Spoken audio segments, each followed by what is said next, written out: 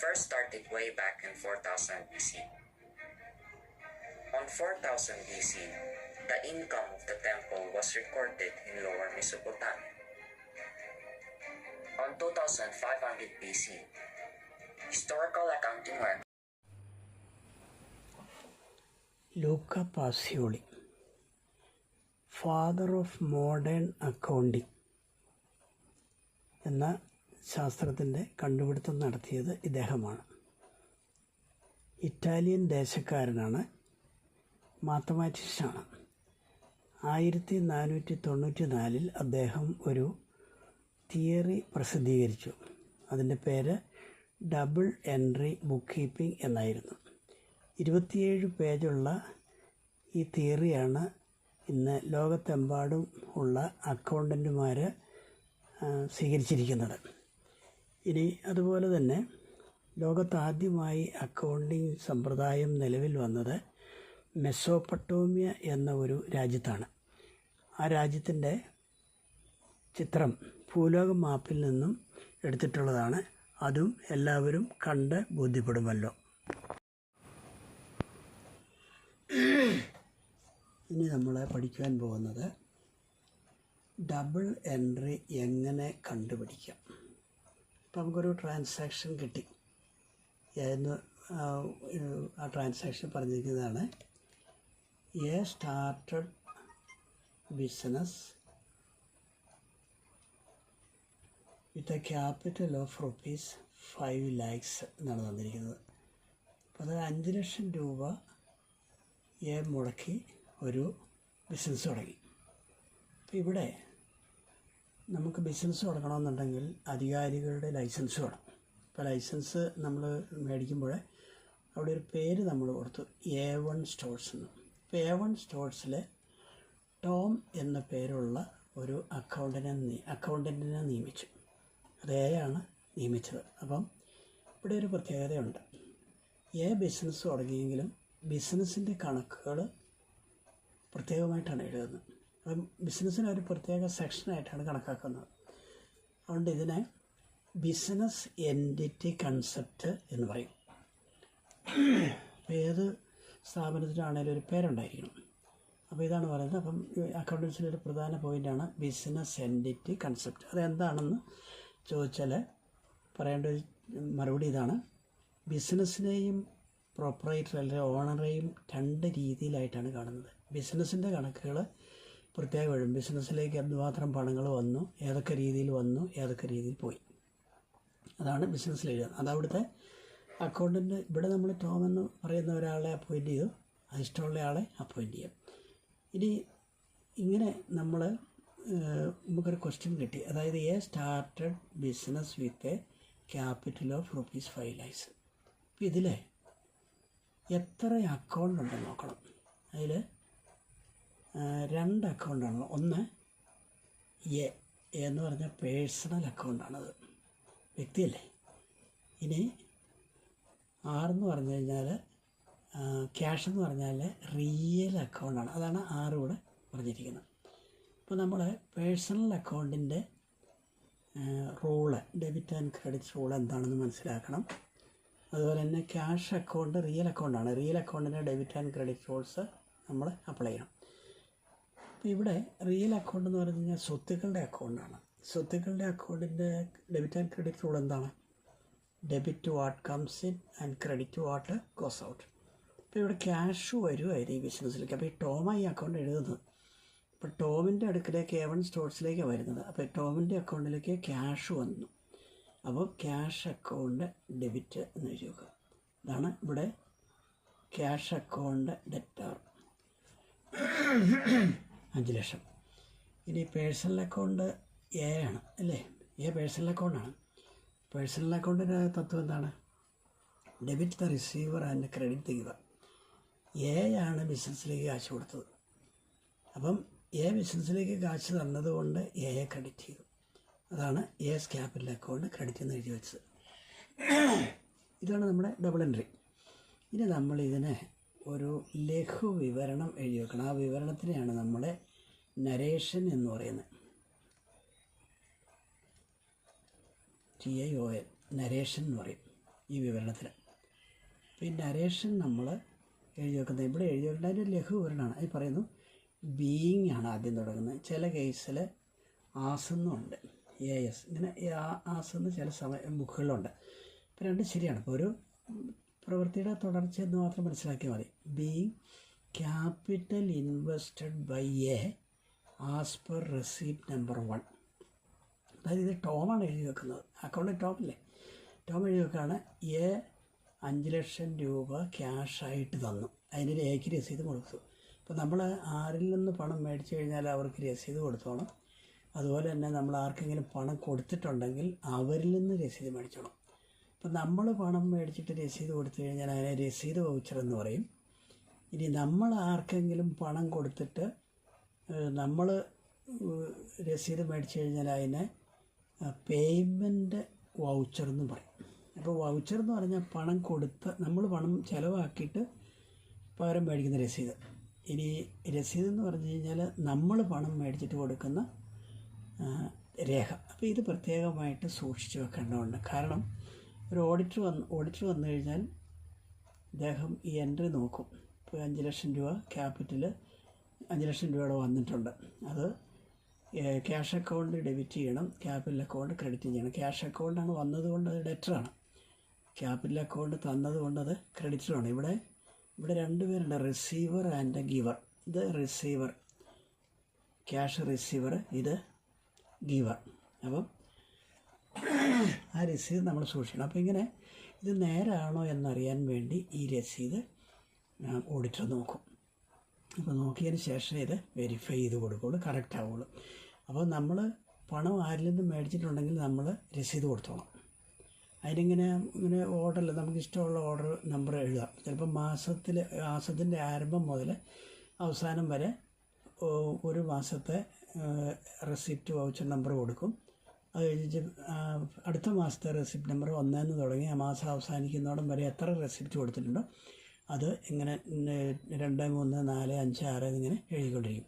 ഇനി ഇതുപോലെ തന്നെയാണ് പേയ്മെൻറ്റിൻ്റെ കാര്യത്തിൽ. പേയ്മെൻറ്റും 1-ാം തീയതി നമ്മൾ തുടങ്ങുകയാണ്. അത് കഴിഞ്ഞ് മാസം 31 ആകുമ്പോഴത്തേനും 1 മുതൽ നമ്പർ തുടങ്ങി 31 വരെയുള്ളത് എഴുതി വെക്കും. ഇനി അടുത്ത മാസവും 1 മുതൽ 2 വരെ 31 വരെയുള്ള രസീതുകൾ നമ്മൾ എഴുതി വെക്കും. ഇവിടെ ഇപ്പം നമുക്കൊരു ഡേറ്റ് ഇടാം. ആ ഡേറ്റ് നമുക്ക് 1/1/2022 എന്നെഴുതാം.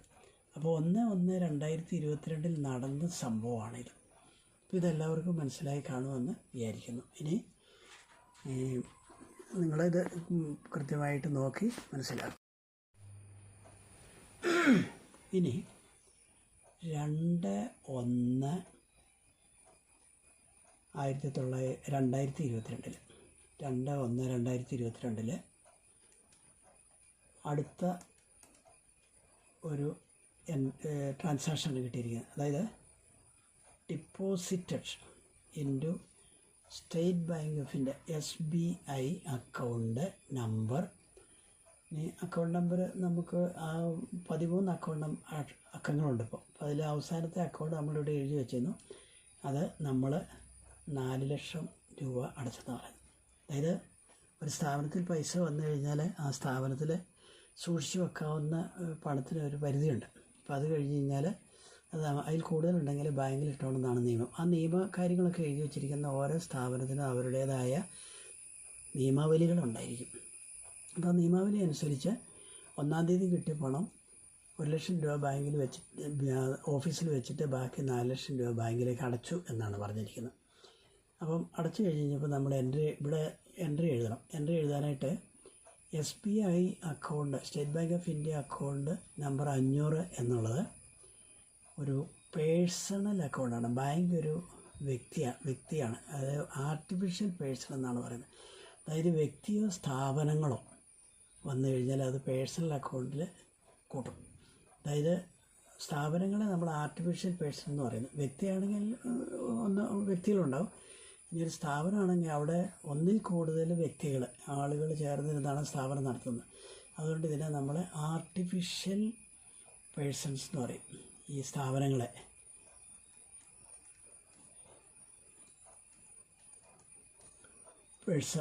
ആർട്ടിഫിഷ്യൽ പേഴ്സൺ അപ്പം ഏത് സ്ഥാപനമാണെങ്കിലും ഈ ആർട്ടിഫിഷ്യൽ പേഴ്സണാണ്.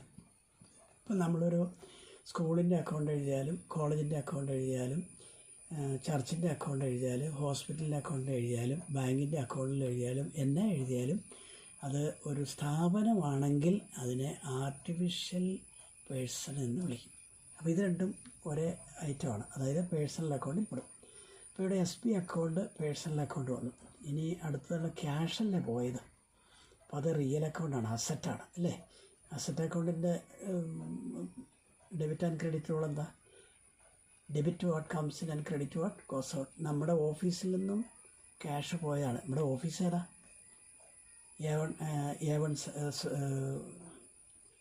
A1 സ്റ്റോഴ്സ് എന്നാണ് കൊടുത്തത് അല്ലേ. അപ്പോൾ ഇവിടെ അങ്ങനെ വന്നു കഴിഞ്ഞപ്പോൾ നമ്മുടെ SBIയിലെ അക്കൗണ്ടിലേക്ക് ഇട്ടപ്പോൾ അതൊരു സ്ഥാപനത്തിന് നമ്മൾ പിന്നെ കൊടുക്കുകയാണ്. ആ സ്ഥാപനമാണ് വാങ്ങിയത് പണം. അപ്പോൾ ആ സ്ഥാപനത്തിന് നമ്മൾ ഡെബിറ്റ് ചെയ്തു, ഡെബിറ്റ് ദി റിസീവർ. ഇനി എന്താ നമ്മുടെ കയ്യിൽ നിന്ന് പോയത്? ക്യാഷാണ്. അപ്പോൾ ക്യാഷ് റിയൽ അക്കൗണ്ടിൽ വരും, ക്രെഡിറ്റ് വാട്ട് ഗോസ് ഔട്ട്. അങ്ങനെയാണ് SBI number 500 debit 4 lakhs, cash account credit 4 lakhs. ഇതിനും നമ്മളൊരു വിവരണം എഴുതി വെക്കണം. ആ വിവരണം നമ്മൾ ബീയിങ്ങിലോ ആസിലോ ഏത് വേണമെങ്കിലും നമുക്ക് ചേർക്കാം. ഇപ്പം ഞാനിവിടെ ബീയിങ് ആണ് ചേർക്കുന്നത്. ഈ പറയുന്നു being cash deposited at state bank of India as per voucher number 1. അതായത് സ്റ്റേറ്റ് ബാങ്ക് ഓഫ് ഇന്ത്യയിൽ നമ്മൾ പൈസ അടച്ചപ്പോൾ അവർ നമുക്ക് രസീത് തന്നു, ഇത്ര രൂപ കൈപ്പറ്റിയിരിക്കുന്നു എന്ന് പറഞ്ഞു. അപ്പോൾ രസീത് തരുമ്പോൾ ഇതിനെ നമ്മൾ വൗച്ചർ എന്ന് പറയാം, അല്ലെങ്കിൽ പേയ്മെൻറ്റ് വൗച്ചറെന്നും പേയ്മെൻറ്റ് രസീതെന്നും ഒക്കെ പറയാം. അപ്പോൾ ഏതായാലും ഇത് ആദ്യമായിട്ട് നമുക്ക് ജാനുവരി 2-ാം തീയതി കിട്ടിയ ആദ്യത്തെ രസീതാണിത്. അപ്പോൾ അങ്ങനെ വൗച്ചറാണിത്. അപ്പോൾ അങ്ങനെ വന്നപ്പോൾ നമ്മൾ വൗച്ചർ നമ്പർ 1 എഴുതി വെച്ചു. അപ്പോൾ ക്യാഷ് കിട്ടിയപ്പോൾ നമ്മൾ എന്ത് ചെയ്തു? ആദ്യത്തെ രസീതല്ലേ നമ്മൾ കൊടുത്തത്. അപ്പോൾ നമ്മൾ എന്ത് ചെയ്തു? റെസിപ്റ്റ് നമ്പർ 1 ഇട്ടു. ഇത് ബാങ്കിലേക്ക് കൊടുത്തപ്പോൾ വൗച്ചർ നമ്പർ 1 എന്നിട്ടു. ഇനി ബാങ്കുകാർ തരുന്ന രസീത് ചിലപ്പോൾ വേറെ ഏതെങ്കിലും നമ്പർ ആയിരിക്കണം. അവർ 1-ാം തീയതി തുടങ്ങുന്ന അവർ 1-ാം തീയതി ഓരോ നമ്പർ ഇട്ട് കാണുക. അന്നിപ്പോൾ ഒരു 100 പേര് വന്നെങ്കിൽ നമുക്ക് ബാങ്കുകാരുടെ രസീതിൽ ചിലപ്പോൾ 101 എന്നായിരിക്കും കാണുന്നത്. പക്ഷെ നമ്മളത് കണക്കാക്കേണ്ട കാര്യമില്ല. നമുക്ക് കിട്ടിയ രസീത് 1-ാമത്തെ രസീതാണ്. അപ്പോൾ അതിനിങ്ങനെ ഒരു നമ്പറോട് ഈ 101 എന്നുള്ള നമ്പർ ബാങ്കുകാർ തന്ന രസീതിൽ കാണും. അത് അവരിട്ടേക്കുന്ന നമ്പറാണ്, നമ്മളല്ല. നമുക്ക് ആദ്യമായിട്ട് കിട്ടുന്നതല്ലേ. അപ്പോൾ നമ്മൾ ഈ 1 എന്നുള്ളത് നമ്മൾ ഇടണം. ഇനി ഇതാണ് 2ാമത്തെ എൻട്രി. ഇനി അത് എല്ലാവർക്കും മനസ്സിലായി കാണുമെന്ന് വിശ്വസിക്കുന്നു. ഇനി 5/1/2022 പെയ്ഡ് ബിൽഡിംഗ് അഡ്വാൻസ് ₹10,000. അതായത് ബിൽഡിംഗ് അഡ്വാൻസ് എന്ന് പറഞ്ഞാൽ നമുക്ക് നമ്മുടെ ഓഫീസ് ഒരു ഓഫീസ് കെട്ടിടം വേണം. അതിന് നമ്മളൊരു കെട്ടിടത്തിൽ ഒരു മുറി എടുത്തു. അപ്പോൾ അതിന് നമ്മൾ അഡ്വാൻസ് കൊടുക്കും, സെക്യൂരിറ്റി. അപ്പോൾ സെക്യൂരിറ്റി നമ്മൾ കൊടുക്കുമ്പോൾ അത് നമ്മളുടെ സ്വത്താണത് അല്ലേ. നമ്മൾ ഒരു കെട്ടിടം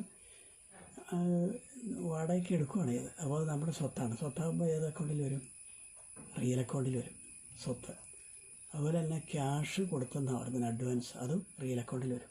അപ്പോൾ റിയൽ അക്കൗണ്ടിൻ്റെ റൂൾ എന്താണ്? Debit and credit rule. Debit what comes in. ഇപ്പോൾ ഇവിടെ ബിൽഡിംഗ് അഡ്വാൻസ് നമ്മൾ കൊടുത്തപ്പോൾ നമുക്കൊരു വൗച്ചർ കിട്ടി അല്ലേ. അപ്പോൾ നമ്മൾ ബിൽഡിങ് സ്വന്തമാക്കുമ്പോൾ ഒരു അസറ്റ് നമ്മുടെ കയ്യിൽ വരുമ്പോൾ ഇതൊരു അസറ്റല്ലേ, നമ്മുടെ കയ്യിൽ വരുമ്പോൾ നമ്മുടെ സ്വത്താണ്. അപ്പോൾ അതുകൊണ്ട് അതിനെ ഡെബിറ്റ് ചെയ്തു. ഇനി പകരം നമ്മൾ എന്താ കൊടുത്തത്? ക്യാഷ് കൊടുത്തു. അത് റിയൽ അക്കൗണ്ടാണ്. അപ്പം ഇവിടുത്തെ തത്വം എന്താ? Credit what goes out. അപ്പം 10,000 രൂപ കൊടുത്ത് നമ്മളൊരു ഓഫീസ് റൂമിനൊരു കെട്ടിടത്തിൽ ഒരു ഓഫീസ് റൂമിന് വേണ്ടി 10,000 രൂപ കൊടുത്തൊരു മുറി വാടകയ്ക്ക് എടുത്തു. സെക്യൂരിറ്റിയാണ് കൊടുത്തേക്കുന്നത്. അപ്പോൾ നമ്മൾ മുറി ഒഴിയുമ്പോൾ സെക്യൂരിറ്റി നമുക്ക് തരാം. ഈ സെക്യൂരിറ്റി നമ്മുടെ സ്വത്താണ്. അപ്പം ഒരു സ്വത്ത് നമ്മൾ മേടിച്ചു, വേറൊരു സ്വത്ത് കൊടുത്തു. അപ്പോൾ ഒരു റൂം നമ്മളെടുത്തു, ഒരു ബിൽഡിങ്ങിൽ ഒരു റൂം നമ്മളെടുത്തപ്പോൾ നമുക്കൊരു സ്വത്ത് വന്ന് കയ്യിൽ വന്നു. നമ്മളതിന് അഡ്വാൻസ് കൊടുത്തപ്പം ക്യാഷ് പോയപ്പം വേറൊരു സ്വത്ത് നമ്മുടെ കയ്യിൽ നിന്ന് പോയി. ഞാൻ നമ്മൾ എഴുതി വെക്കുകയാണ് being building advance paid as per voucher number 2. അതായത് നമ്മൾ ആദ്യം വൗച്ചർ ഏതായിരുന്നു?